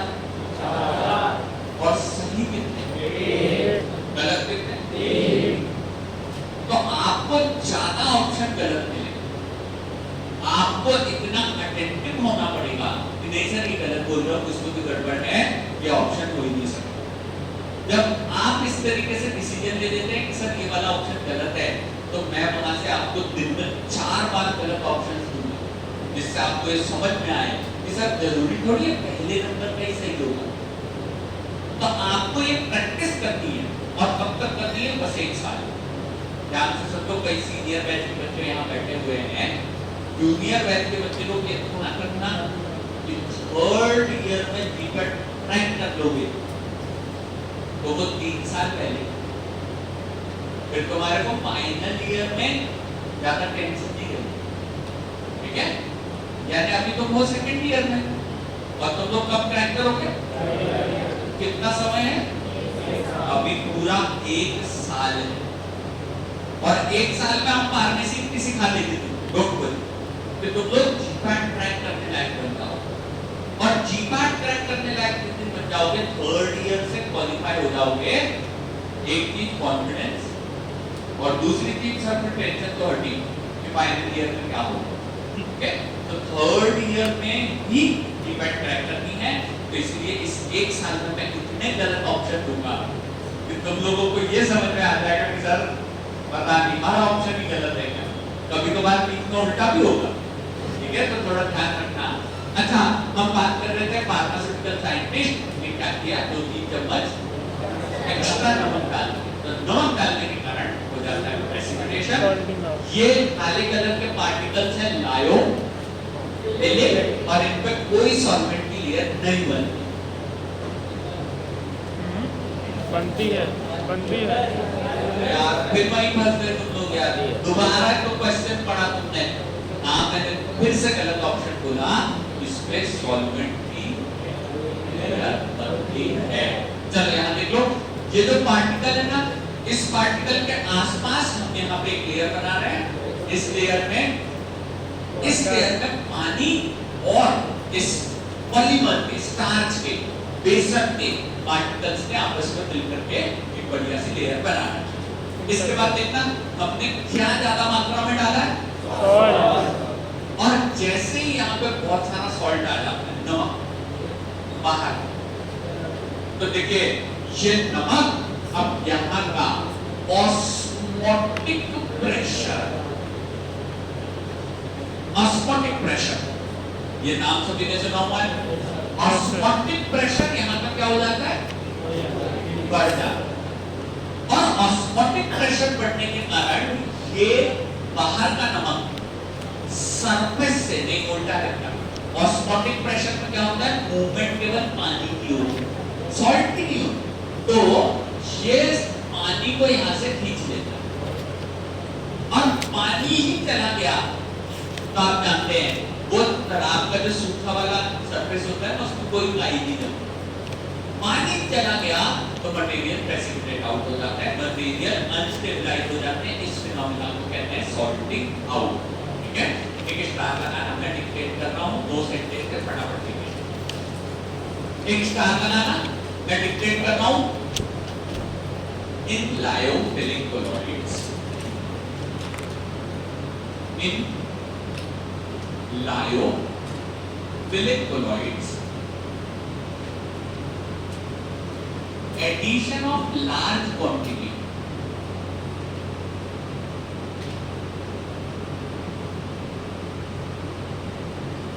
in layophilic colloids, addition of large quantity of salt, addition of large quantity of salt creates high osmotic pressure, creates high osmotic pressure in dispersion medium.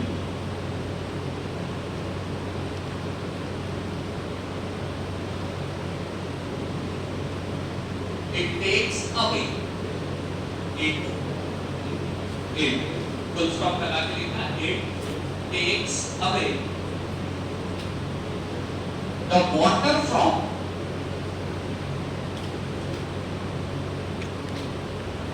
interfacial layer,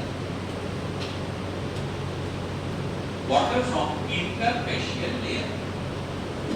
Therefore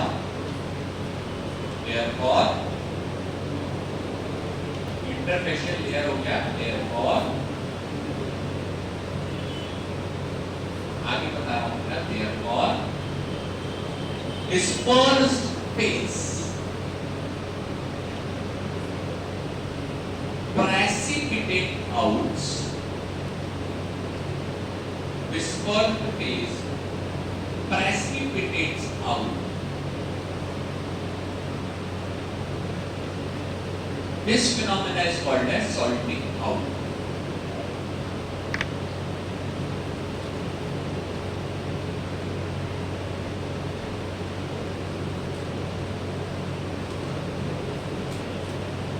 Salting out. Salting out.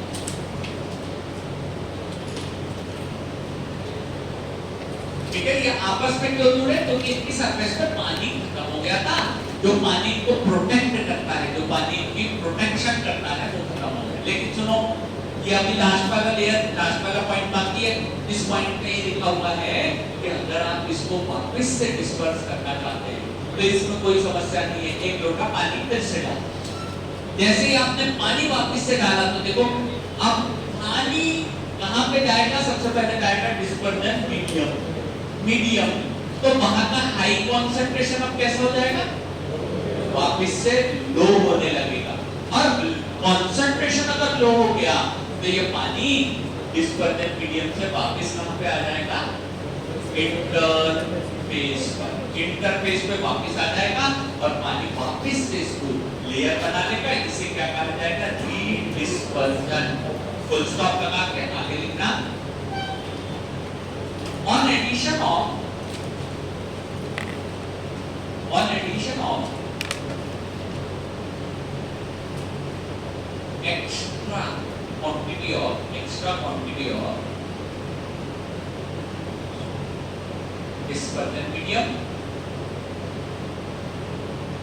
extra quantity of dispersion medium,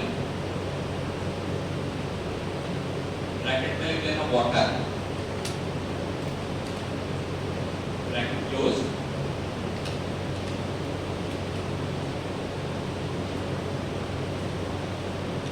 Water moves again, dispersion medium bracket के अंदर water moves again to the interface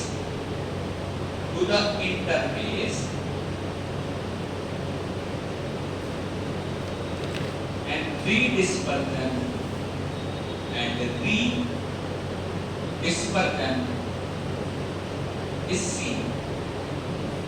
is seen देखा ना is seen। सुनो फटाक से वापस सारे लोग देख लो। हमारे जो साइंटिस्ट मित्र थे उन्होंने काम किया कि हमारा जो लायोफिलिक कोलॉइड था इसके अंदर 4 चम्मच नमक डाल दिया। नमक डालने से नमक बाहर ज्यादा क्वांटिटी में था, उसने पानी खींच लिया। पानी खींचने से पार्टिकल चिपक करके बाहर आ गए, अनस्टेबलाइज हो। साइंटिस्ट ने बोले ये तो गड़बड़ हो गई, अभी सर देखेंगे तो मैं क्या दिखाऊंगा। उसने वापस नल के नीचे लगाया, फिर पानी भर दिया। जब उसने वापस पानी भर दिया तो जो वाटर था वो वापस से सरफेस पे गया और उसको हाइड्रेट कर लिया, क्योंकि इस पार्टिकल का नेचर कैसा है? लायोफिलिक। तो ये उसको लव करता है, तो बोलता है कोई बात नहीं, आपको नमक के पास गया था तो वापस मेरे पास आ जाओ। और जब इसकी सरफेस फिर से बन जाती है तो ये कोलॉइड वापस से हो जाता है डिस्पर्स यानी फैला हुआ, री-डिस्पर्स यानी वापस से फैल जाना। एक बार क्या हुआ? प्रेसिपिटेट हुआ, दोबारा क्या हुआ? री-डिस्पर्स हुआ। तो ये वाला जो टॉपिक है ये इसमें देखने को नहीं मिलता, ये केवल इसमें देखने को मिलता है। सॉर्टिंग आउट फिनोमेना केवल इसमें देखने को मिलता है। ये जो दोनों स्टेटमेंट मैंने लिखा है इनको एक बार शांति से पढ़ लो, कोई भी कंफ्यूजन हो पूछ लेना। मैंने 2 बार समझा दिया, 10 बार और समझा दूंगा, लेकिन एक बार शांति से पढ़ लो। इंग्लिश क्या लिखी है?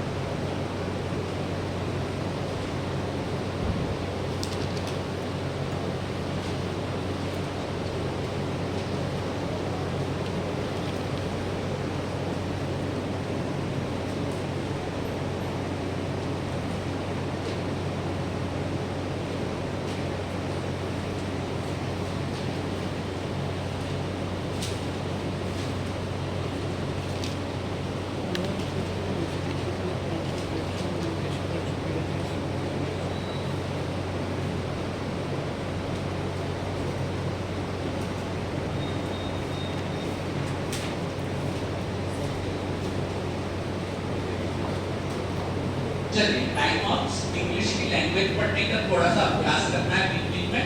इसका एक और छोटा सा एग्जांपल कि कई बार क्या होता है हमारे घर में हमारे रूम पे यहाँ भोपाल कई बार हमारे गाँव से मित्र आ जाते हैं, कजिन्स आ जाते हैं, ठीक है, जो हमारे है ना कजिन है वो आ जाते हैं, और कई बार ऐसे उठे सुठे आ जाते हैं बिना कुछ कपड़े लिए, ठीक है। तो जो हमारे खुद के कपड़े रहते हैं वो भी कोई उठा करके पहन लेते, जब वो पहन लेते तो हमारे पास रखते नहीं। लेकिन अगर और कपड़े डाल दिए जाए और कपड़े ले लिए जाए तो रिटर्न हमारे ऊपर एक कवर बन जाएगा, वापस से हमको हमारे कपड़े मिल जाएंगे, वो उसके है ना उसको जो एक्स्ट्रा थे वहाँ पे मिल गए, ठीक है। ये वाले प्रोडक्ट ये वाला पोर्शन केवल यहाँ देखा जाता है। यहाँ पे दो प्रकार के कोलोरिक्स कंप्लीट हुए, कुल 3 प्रकार के, कौन से? लायोफिलिक, लायोफोबिक और अब अपन एसोसिएशन कोलॉइड्स, ठीक है, दोनों पढ़ चुके हैं। तीसरे की बात करते हैं जिसे कहा जाता है association colloids. Number 3 association colloids. हालांकि बेटा इसके अंदर भी ऑर्गेनिक मॉलिक्यूल्स ही आते हैं, लेकिन स्पेशल प्रकार के ऑर्गेनिक मॉलिक्यूल्स जिन्हें कहा जाता है सरफेस एक्टिव एजेंट्स। अब surfactants, surface active agents short form में भी कई बार क्वेश्चन आते हैं, तो SAA सरफेस एक्टिव एजेंट्स कहा जाता है। सरफेक्टेंट आपने बिल्कुल सही कहा। ये मॉलिक्यूल्स एसोसिएशन कोलॉइड्स बनाते हैं। ये molecules surface active agents MP filling nature के, MP फिलिंग केवल बेटा हिंदी मीडियम के बच्चे आंसर देंगे, फिलिंग यानी क्या होता है? लविंग नेचर, ठीक है।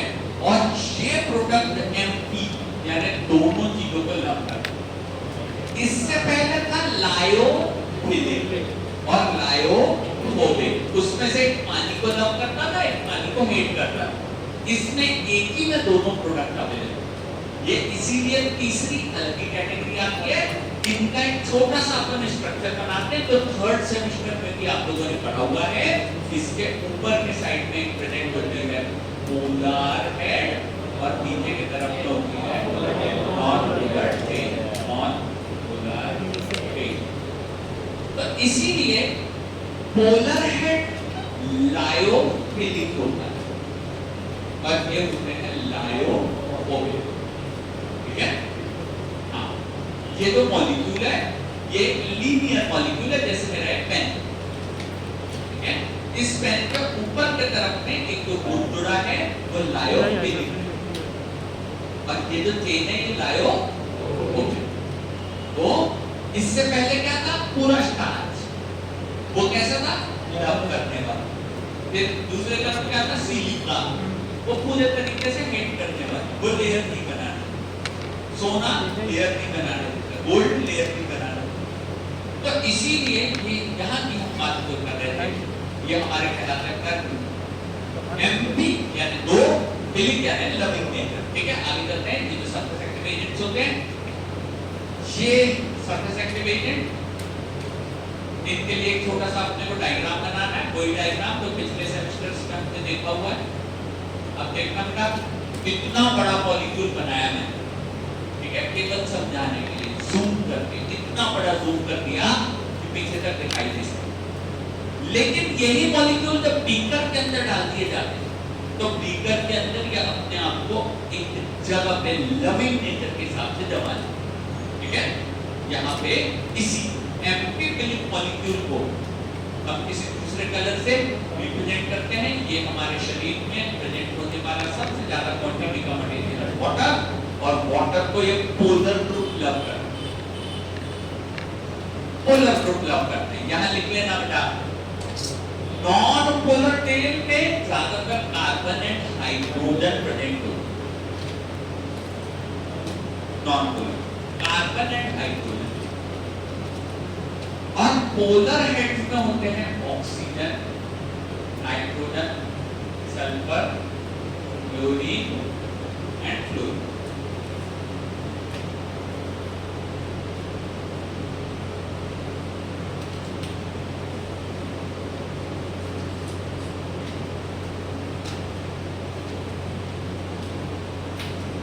ये बेटा मेरा एक फेवरेट क्वेश्चन है, मैं आप लोगों से एक बार पहले भी पूछ चुका हूं, बताइए एटम्स बड़े होते हैं या मॉलिक्यूल? कौन ज्यादा बड़े होते हैं? श्योर, पक्का? ठीक है बेटा, वो जो नीचे लिखे हैं वो एटम्स। जब कार्बन और हाइड्रोजन नाम के एटम्स मिलकर के बड़ा चेन मॉलिक्यूल बनाते हैं तो वो मॉलिक्यूल वहां बना हुआ है और उसका जो पोलर है उसमें लगे हुए रहते हैं हमारे ऑक्सीजन, नाइट्रोजन, सल्फर, क्लोरीन या फ्लोरीन, वो मटेरियल पोलर हेड का है। आगे चलते हैं। अगर इन मटेरियल को हम थोड़ा थोड़ा करके पानी में डालें, कैसे क्यों? सर जब टॉपिक उठाते हैं तो उसके अंदर जो मटेरियल डाला जाता है वो भी क्या होता है? Surface active agent. ठीक है, आगे चलते हैं। तो इसके अंदर कभी भी हम थोड़ी सी मात्रा में मटेरियल को मिलाते हैं तो देखो सबसे पहले ये हमारे पोलर हेड्स पानी की तरफ और नॉन पोलर टेल पानी से दूर भागते हैं, क्योंकि वो कैसे हैं? लायोफिलिक, तो वो पानी से दूर भागते हैं। यहां भी इसी प्रकार ये मॉलिक्यूल्स सरफेस पे एक्शन दिखाते हैं, इसीलिए इनको सरफेस एक्टिव एजेंट कहा जाता है। इसीलिए इनको सरफेस एक्टिव एजेंट कहा जाता है। ठीक है, यहाँ पे आप दो बार इस बीकर को बना लेना, लेकिन सबसे पहले एक बार स्टार्टिंग में लिखना कि at low concentration of surface active agent. जब सरफेस एक्टिव एजेंट की कॉन्सेंट्रेशन कम होती है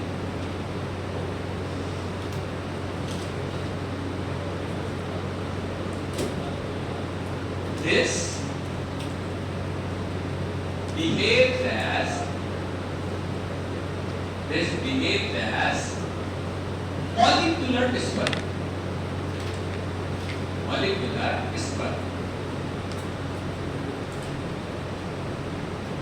ये molecular dispersion के तरीके से बिहेव करता है। Molecular dispersion बेटा जो बच्चे जानते हैं वेल्डन, जो नहीं जानते वो थोड़ा सा ब्रैकेट में लिख लेना, ये ट्रू सॉल्यूशंस की तरह बिहेव करता है। ट्रू सॉल्यूशन एकदम transparent, true solution. Molecular dispersion, molecular dispersion, यहां तक इनके प्रॉपर्टीज मॉलिक्यूलर डिस्पर्जन की है। ठीक है, अब इसे स्टडी करने के लिए हमको एक वर्ड समझना पड़ता है जिसको हम लोग कहते हैं हमारा सरफेस टेंशन। सरफेस टेंशन, ठीक है, थर्ड सेमेस्टर में पढ़े थे, अभी ज्यादा डीप में नहीं जाएंगे, लेकिन आप ये समझ लीजिए बेटा कि अगर अपने को बड़ी बिल्डिंग बनानी है ना, अगर अपने को बड़ी बिल्डिंग बनानी है तो ये बताओ बेस कैसा रखना पड़ेगा? स्ट्रॉन्ग, ठीक है, और स्ट्रॉन्ग बेस ये फर्स्ट सेकंड ईयर के टॉपिक्स में बनते हैं। इनको बोला जाता है ग्राउंड लेवल, फर्स्ट लेवल, फिर आता है थर्ड ईयर और फिर आता है फाइनल ईयर। ठीक है, अगर हम ये चाहते हैं कि हमारी बिल्डिंग मजबूत बने तो आपको फर्स्ट सेकंड ईयर के टॉपिक्स को थोड़ा ध्यान से बनाना पड़ेगा। आगे चलते हैं, ये जो सरफेस टेंशन होते हैं, वाटर का सरफेस टेंशन होता है 72.8 लायंस पर सेंटीमीटर। 72.8 लायंस पर सेंटीमीटर, 72.8 लायंस पर सेंटीमीटर, 72.8 लायंस पर सेंटीमीटर। सरफेस टेंशन, पानी का सरफेस टेंशन, ठीक है, अभी ज्यादा डीप में नहीं जा रहा है, स्टेरेक्टोमीटर मीटर से उसको निकाला जाता है, जिसके कारण हमारे बहुत सारी चीजें पानी में तैरते हैं। ठीक है, एक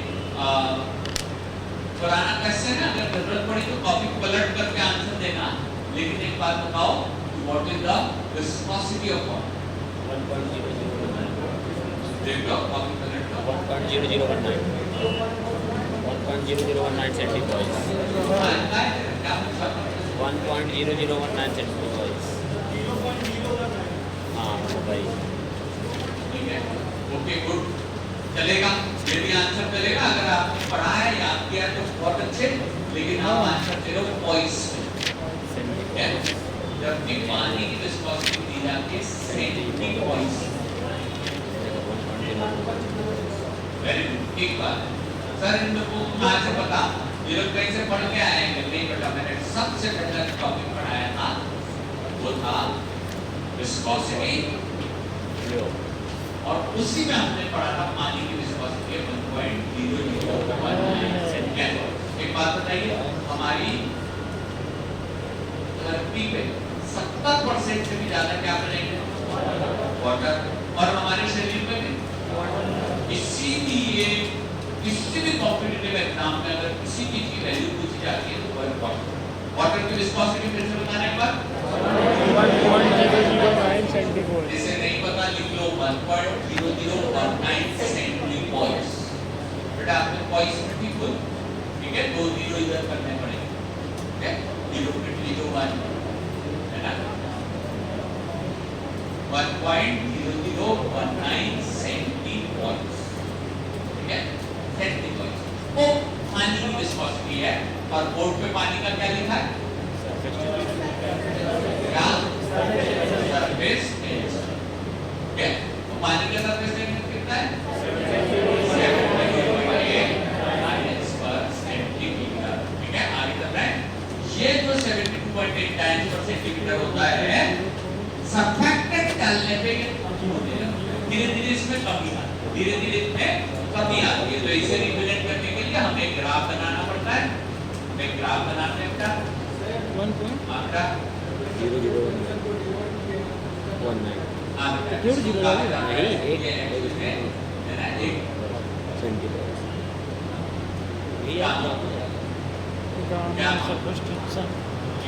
प्रोनाउंसिएशन अलग-अलग इंडिया में अलग-अलग तरीके से किया जाता है। आगे चलते हैं, कंसंट्रेशन किस चीज का? Concentration of surface active area. Unit लिखेंगे moles per litre, moles per litre. और y एक्सिस पे हम लिखते हैं surface tension, surface tension.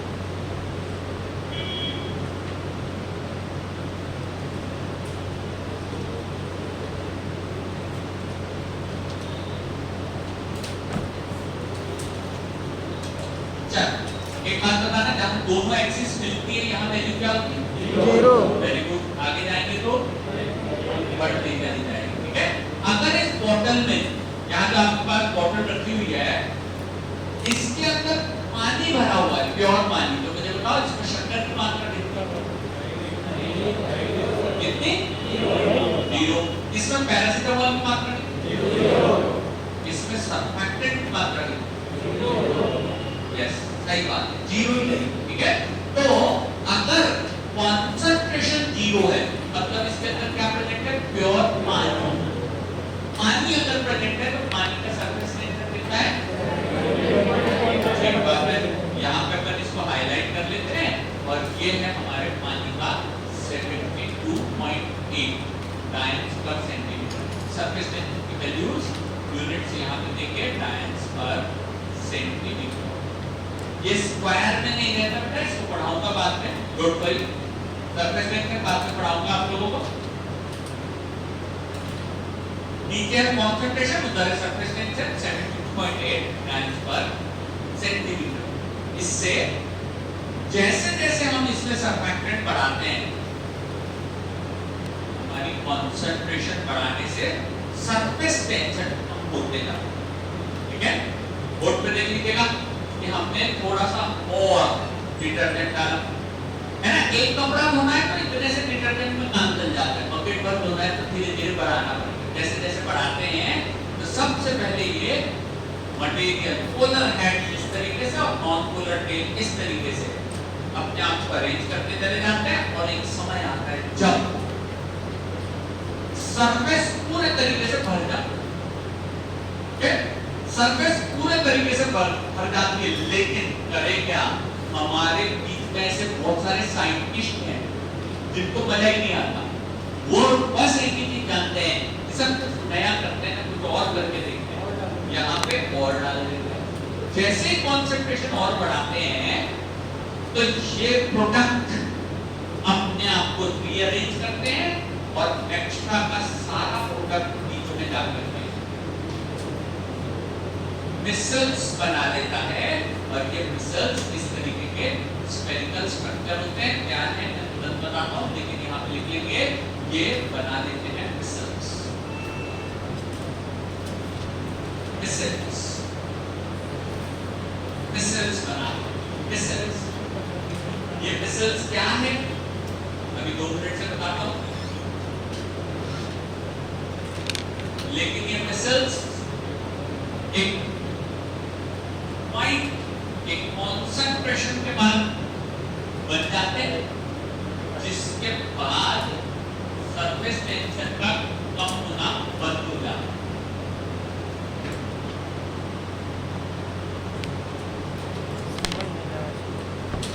Micelles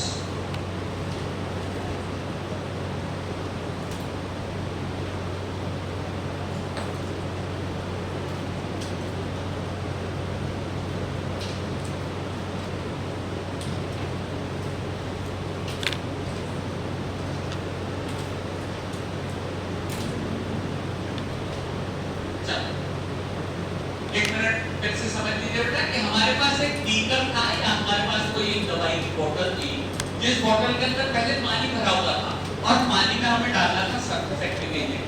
जब ये सरफेस एक्टिव एजेंट की मात्रा बहुत कम रहती है, बहुत ही कम रहती है, तो ये मॉलिक्यूलर डिस्पर्जन के तरीके से बिहेवियर दिखाते हैं, यानी ये अलग-अलग रहते हैं, ठीक है। लेकिन जब इनकी मात्रा धीरे-धीरे बढ़ाई जाती है, तो धीरे-धीरे मात्रा बढ़ाने पे ये पानी की सतह पे अवेलेबल हो जाते हैं और पानी की सतह पे अवेलेबल होने के कारण पानी की सतह का टेंशन कम होने लगता है और कम होते होते इस लेवल पे पहुंच जाता है जब सतह पे पूरे तरीके से सरफेस एक्टिव एजेंट आ चुके हैं, भर चुके हैं और वो इस प्रकार से कुछ ऊपर की लेयर कंप्लीट हो जाती है। लेकिन सर फिर भी क्या करें, अगले और थोड़ा सा कंसंट्रेशन बढ़ाने पे उसके बाद ये प्रोडक्ट एसोसिएट हो जाते हैं।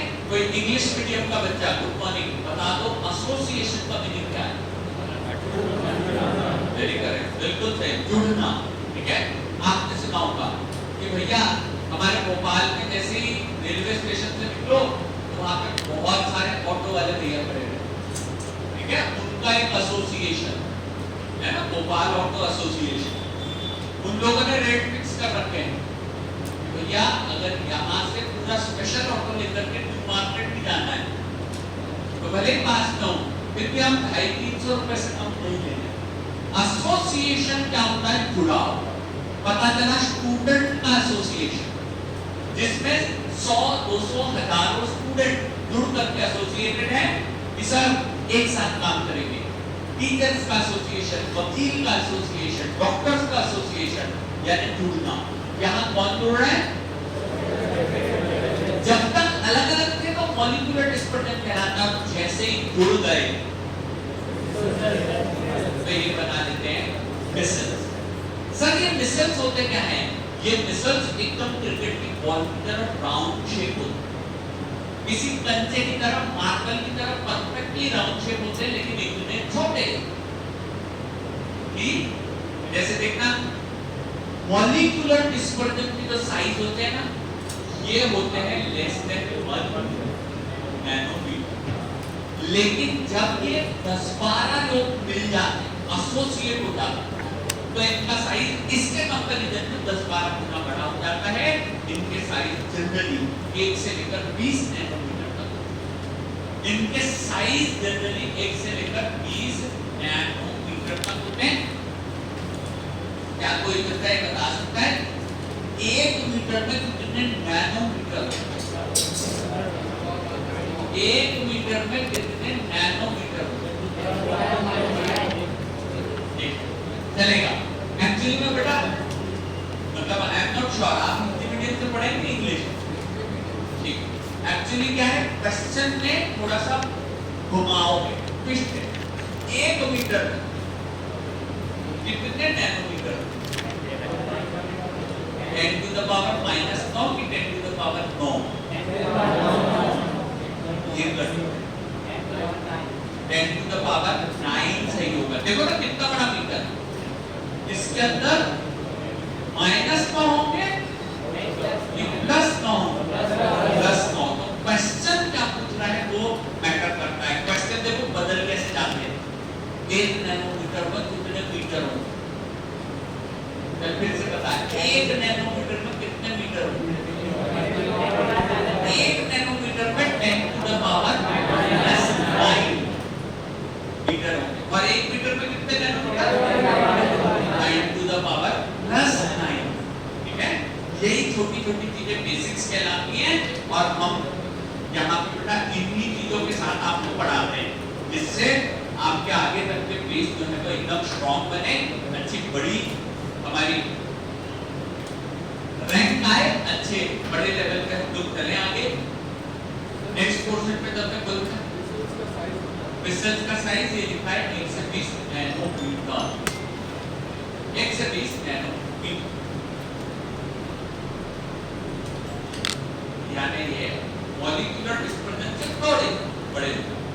ओके, बोर्ड पे देखिएगा, फिर से एक बात बता देता हूँ। एक बीकर में पानी था जिसका सरफेस टेंशन 72 था, धीरे धीरे अपन ने सरफैक्टेंट डाला तो उसका सरफेस टेंशन कम हो गया। ये सरफेस टेंशन है ना, वो बीन जैसे दिखने वाली स्टैलेग्नोमीटर के कांच के ऑपरेटर से निकाला जा सकता है, जो हमने हमारे 3rd सेमेस्टर के लैब में लाए। ठीक है, तो सरफेस टेंशन कम होता जाता है, बट फिर जब पूरी सरफेस एक बार भर जाती है तब इनके पास और कोई तरीका नहीं है, ये सारे क्या हो जाते हैं, एसोसिएट। एक बात बताना, बाहर का लेयर किस चीज का है, पोलर या नॉन पोलर? मुझे दो चीजें सुनाई आई, आई एम नॉट श्योर। बाहर का लेयर और अंदर नॉन पोलर। तो देखो अपन ने पहले भी यही देखा था, जो पोलर होगा ना वो लायोफिलिक, ठीक है, और इसीलिए इनका शेप परफेक्टली स्फेरिकल रहता है।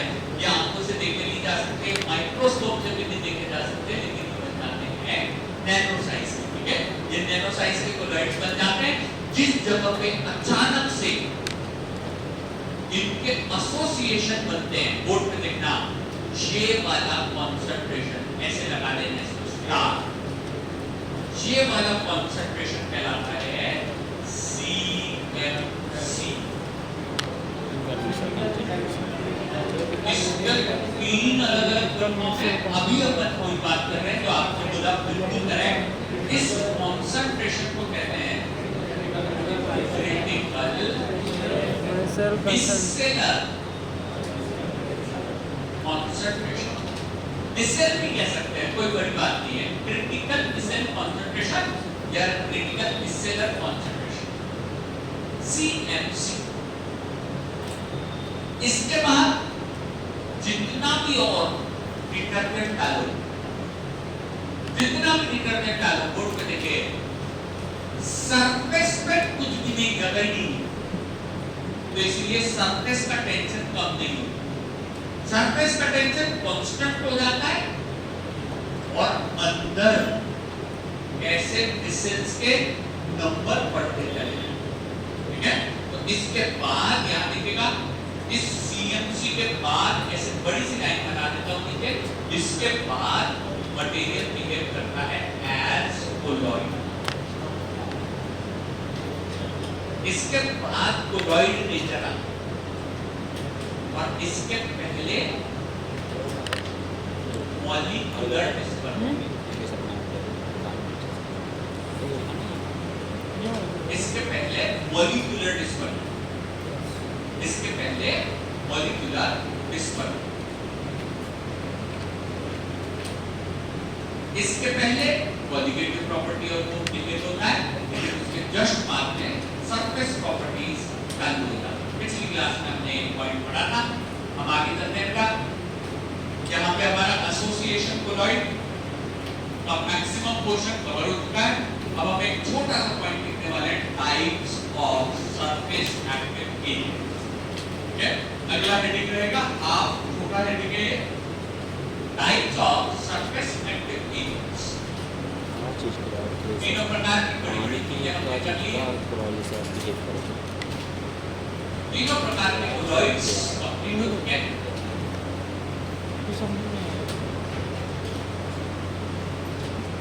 टाइप्स ऑफ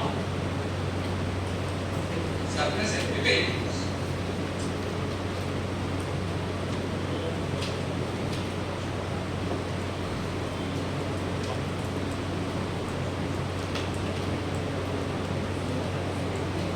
ये बेटा थर्ड सेमेस्टर के क्विक रिवीजन की तरह है। ये थर्ड सेमेस्टर में आपने पढ़ा हुआ है, मैं फटाफट बस इसको इसीलिए पढ़ा दे रहा हूं क्योंकि ये हमारी स्टेबिलिटी के लिए रिस्पांसिबल है। ठीक है, फटाफट करते हैं। As per the charges number 1 लिखा है, जिसे अपन कहते हैं एल्काइनिक सरफेक्टेंट्स।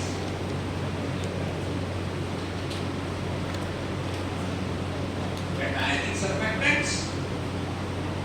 अच्छा, पहले ये बता दो इसके चार्ज कौन सा होता है? क्या?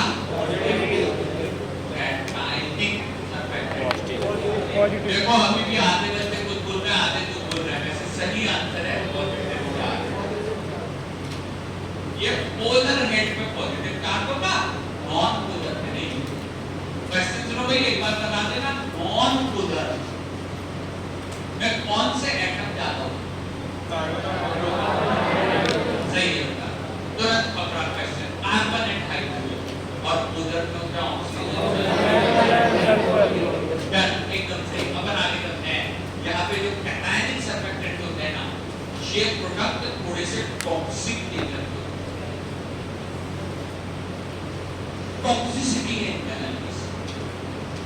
टॉक्सिसिटी। और टॉक्सिसिटी कैटायनिक सरफेक्टेंट के एग्जांपल हैं बेंजाइल, अमोनियम क्लोराइड।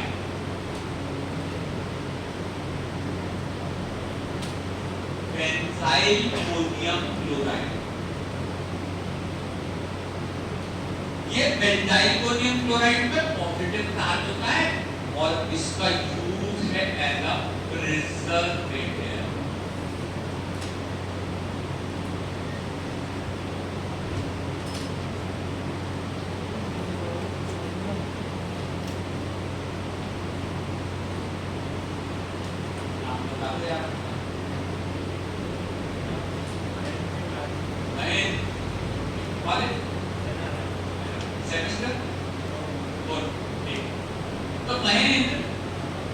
धोनी, ये बता दो कि प्रिजर्वेटिव्स क्या होते हैं?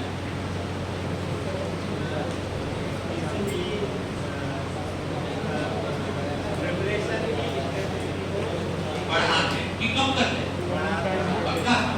चलो, किसी भी चीज को ज्यादा दिनों तक अच्छा बनाए रखने के लिए, प्रिजर्व करने के लिए जो डाले जाते हैं वो कहलाते हैं प्रिजर्वेटिव। जैसे अचार में नमक, ठीक है, जैसे अचार में नमक, जितना नमक और तेल डालोगे वो अचार उतने दिनों तक अच्छा रहता है, खराब नहीं। ठीक है, कम नमक डालोगे खराब हो जाएगा, 2 दिन 3 दिन में खराब हो जाएगा। ठीक है, ये जो प्रिजर्वेटिव्स है ये किसकी ग्रोथ को रोकते हैं? माइक्रो ऑर्गेनिज्म के लिए क्या है? क्योंकि ये टॉक्सिक है, इसीलिए ये माइक्रो ऑर्गेनिज्म की ग्रोथ को नहीं होने देते। बाद में और डीप में पढ़ाऊंगा फिफ्थ सेमेस्टर में। ये बेंजाइल अमोनियम क्लोराइड है ना, आंखों के ड्रॉप्स के लिए प्रिजर्वेटिव। ठीक है, बाद में बताऊंगा, क्योंकि आंखों के ड्रॉप को देखिए स्टराइल, उसमें कोई माइक्रो ऑर्गेनिज्म की ग्रोथ नहीं होता है, इसलिए बेंजाइल अमोनियम क्लोराइड का यूज किया जाता है। बाद में और डीप में पढ़ेंगे, लेकिन अभी दूसरे एग्जांपल पे चलते हैं जिसे कहा जाता है सेट्रिमाइड। सेट्रिमाइड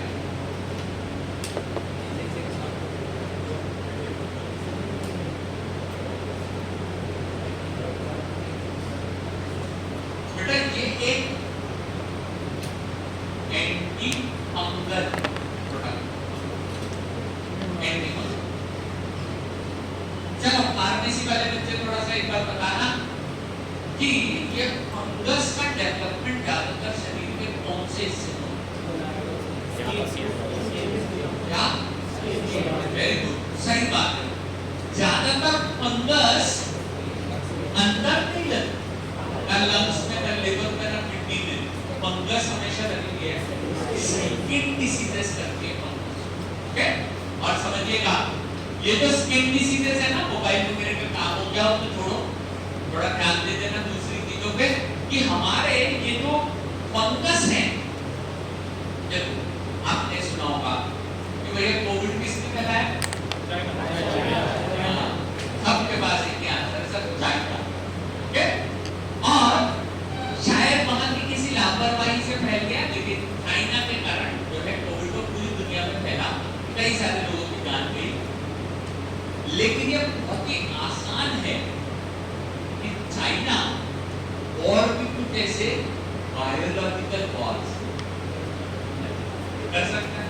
एक्चुअली में तो एंटी फंगल ड्रग है ना, इसे बनाने का स्टार्टिंग मटेरियल सबसे ज्यादा वही बना, और चाइना के पास मैन्युफैक्चरिंग की इंडस्ट्री है बहुत अधिक, वो हमसे करीब 20-40 साल आगे।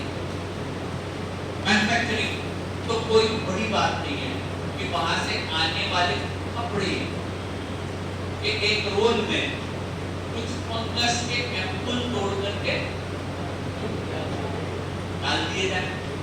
एक बात बताओ, क्या नए कपड़े मॉल में ट्राई करने के बाद धोने तो फिर नए कपड़े ट्राई करते हैं, 10 ट्राई करते हैं, 10 के 10 नहीं देते, ठीक है, सारे निकाल करके वापस डाल देते हैं। क्या दूसरा वाला पहनने से पहले धोता? जितना हम कपड़ों का ट्रायल कर रहे हैं उससे भी ज्यादा फंगल डिसीजेस है। ये फंगल डिसीजेस सिर्फ हमारे इंडिया में एंटी फंगल ड्रग की डिमांड और बनाने के लिए कंपनी चाइना से माल खरीदती है, ठीक है, तो उनकी ग्रोथ केवल 2 एम्पुल तो डालते हैं, 2-4-5 एम्पुल डालने से ये चीज तो फंगस मर जाएगी, लेकिन डिटर्जेंट के साथ समय के साथ मर जाएगी।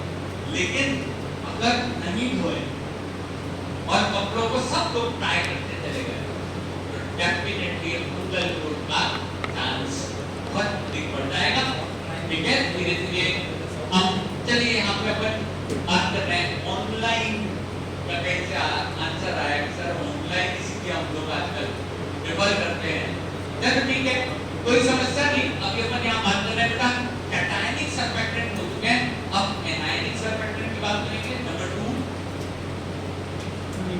Anionic surfactant. अच्छा, लेकिन एनायनिक के अलावा एक और चीज देख लेना, ये जो कैटायनिक सरफेक्टेंट है ये इसलिए केवल टॉपिकल उपयोग में लाया जाता है। टॉपिकल नाम फंगस लग के बस only for topical, only for topical, क्योंकि अंदर लेंगे तो हमें भी तो टॉक्सिसिटी हो जाएगी ना, इसीलिए इसको केवल टॉपिकल यूज किया जाता है। नंबर 2 पे चलते हैं एनायनिक, इन पे क्या चार्ज होगा? Negative charge. इसके एग्जांपल में आते हैं सोप,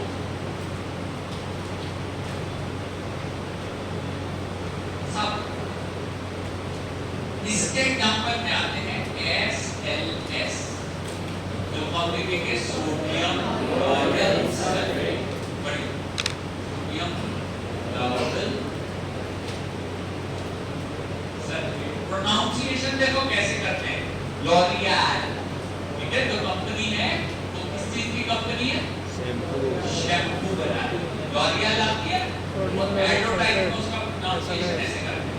अब अमेरिका की कंपनी वो जैसे प्रोनाउंस करें, हम तो इसको सोडियम लॉरेल सल्फेट के नाम से वो करते हैं, SLS और सोप। एक बात बताओ, ये सोप जो है वो टॉक्सिक है कि नॉन टॉक्सिक? क्या सुबह दोपहर शाम खाया क्या? हाँ, देखो आंसर कैसे बदल गया। ये भी इसी बात पे डिपेंड करेगा कि कहाँ अप्लाई करना है, ठीक है? अगर टॉपिक करेंगे तो सब नॉन टॉक्सिक है, कोई समस्या की बात नहीं है, लेकिन इंटरनली लेंगे तो टॉक्सिक। इसलिए शैम्पू वगैरह सेफ है। अब लोग जब टॉपिकली यूज करते हैं एसएनएस शैम्पू बनाने के काम में आता है, एंटी डैंड्रफ शैम्पू के बनाने के काम में आता है। ये प्रोडक्ट्स वहां पे उपयोग में आते हैं।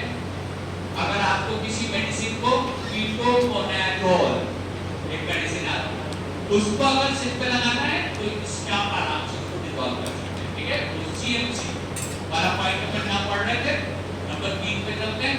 Anionic, anionic, non ionic. अच्छा, वैसे मैंने आंसर तो दिया लेकिन बोर्ड पे नहीं लिखा, तो आप लोग बता दो एनायनिक कौन से रूट से अप्लाई किए जाए? वेरी करेक्ट, केवल टॉपिकल। नॉन आयनिक बहुत अच्छे, वेरी गुड। इनमें यहाँ पे ग्रुप होते हैं OH। ये OH ग्रुप कंपैरेटिवली कोई चार्ज वाला नहीं रहता, बहुत बढ़िया। ये सबसे सेफ प्रोडक्ट है। इनको टॉपिकली, ओरली और बहुत अच्छी बात पैरेंटली भी दिया जा सकता है। तीनों प्रोडक्ट से दे सकते हैं। इसके एग्जाम्पल है बीन्स एंड स्मार्ट्स। बहुत बढ़िया, अच्छी बात है। आपका बेस अच्छा है, आपकी थर्ड सेट में अच्छे से पढ़ाया, बहुत अच्छी बढ़िया बात। बीन्स एंड स्मार्ट्स और भी है, लेकिन बाद में बात करेंगे इसकी। Topically, orally and parental. Parental का मतलब होता है इंजेक्शन के द्वारा। बेटा ध्यान से एक बात समझ लीजिए कि जो भी चीज इंजेक्शन पे शरीर में दी जाती है ना, ध्यान देखना, तो कभी वापस नहीं निकाली जा सकती, उसको शरीर में ही डिग्रेड होना पड़ेगा। तो केवल पैरेंटल रूप से ऐसे ही प्रोडक्ट दिए जा सकते हैं जो बायोडिग्रेडेबल होते हैं, ठीक है? आगे चल रहे हैं। बोर्ड पे हम लोग देखते हैं, यहाँ पे नॉन आयनिक में बस ऐसे एक कॉमन वर्ड बना लेना, जिससे आपको इसकी सॉल्युबिलिटी भी पता चल जाएगी। सरफैक्टेंट का नाम क्या था? टुलीन। और मैंने क्या कॉमन बना दिया उसके साथ? वाटर। ये वाटर सॉल्युबल है, जब केवल लिपिड सॉल्युबल है उधर वाला। ये तीनों तरीके से दिया जा सकता है। चौथे और आखिरी की बात करते हैं, जिसे कहा जाता है MO।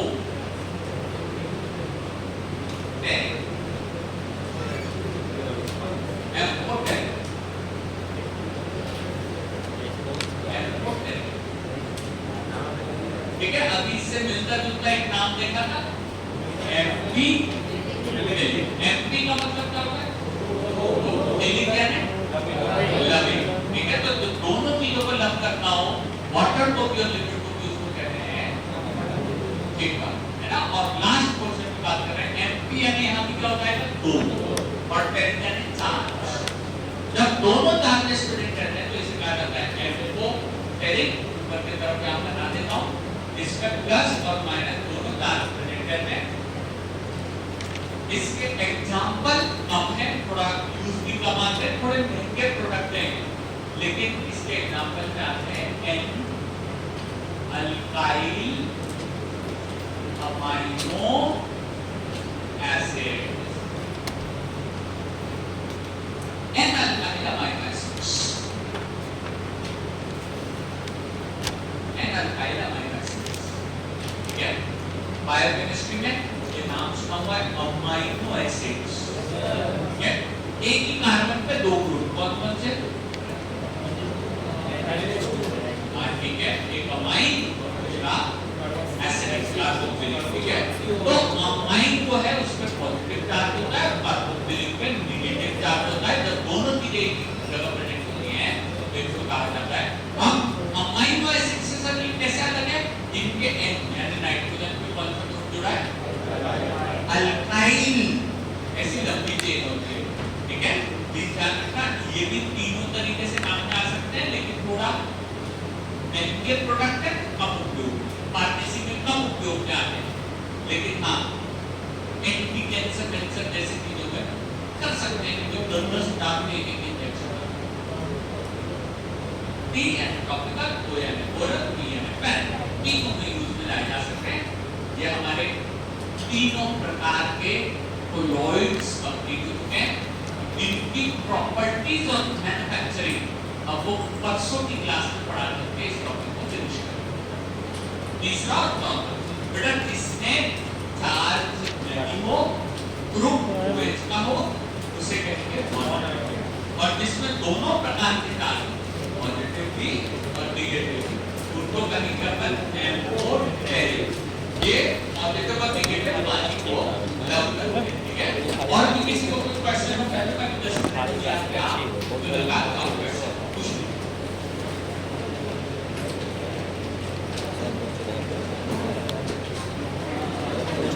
रिस्पॉन्स का है